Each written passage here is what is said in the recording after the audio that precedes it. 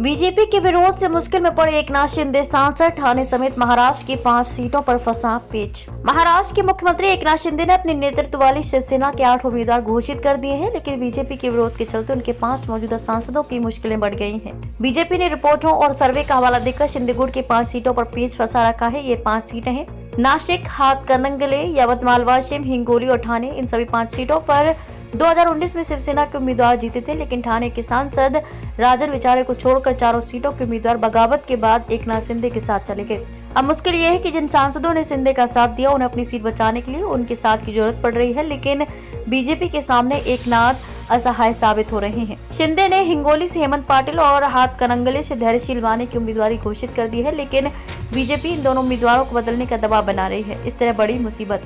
इसी तरह बीजेपी के दबाव के चलते शिंदे अब तक नासिक, यवतमाल, वाशिम और ठाणे से अपने उम्मीदवार घोषित नहीं कर पाए हैं। नासिक से हेमंत गोडसे और यवतमाल वाशिम से भावना गवली की उम्मीदवारी खतरे में बताई जा रही है।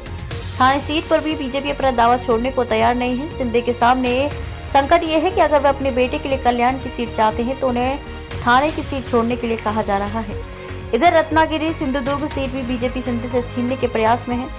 ठाणे पर हमारा अधिकार छोड़ेंगे नहीं, प्रताप सरनाइक। इस बीच मुख्यमंत्री एकनाथ शिंदे से मुलाकात के बाद विधायक प्रताप सरनाइक ने कहा कि ठाणे पर हमारा अधिकार है, ये हमारी जगह है। ठाणे में शिवसेना का भगवा लहराया था। यहाँ शिवसेना का 30 साल का इतिहास है और दिवंगत आनंद दिघे की परंपरा को कायम रखना है।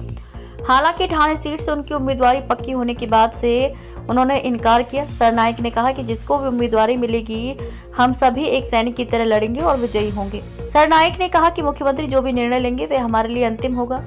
मंगलवार को बीजेपी के संभावित उम्मीदवार पूर्व सांसद संजीव नाइक ने ठाणे मनपा के नए आयुक्त सौरभ राव से मुलाकात की और बारिश के पहले के कामों में ट्रैफिक समस्या पर चर्चा की।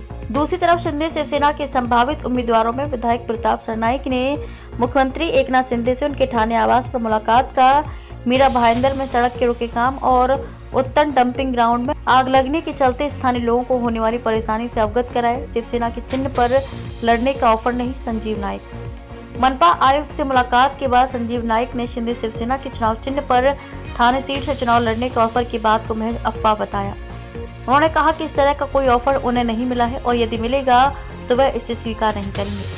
हालांकि उन्होंने कहा कि महायुति के तीनों दलों के वरिष्ठ नेता जो निर्णय लेंगे वह उन्हें मान्य होगा। जो भी उम्मीदवार देंगे मोदी के 400 के पार के नारे को पूरा करने के लिए पूरी निष्ठा से काम करेंगे।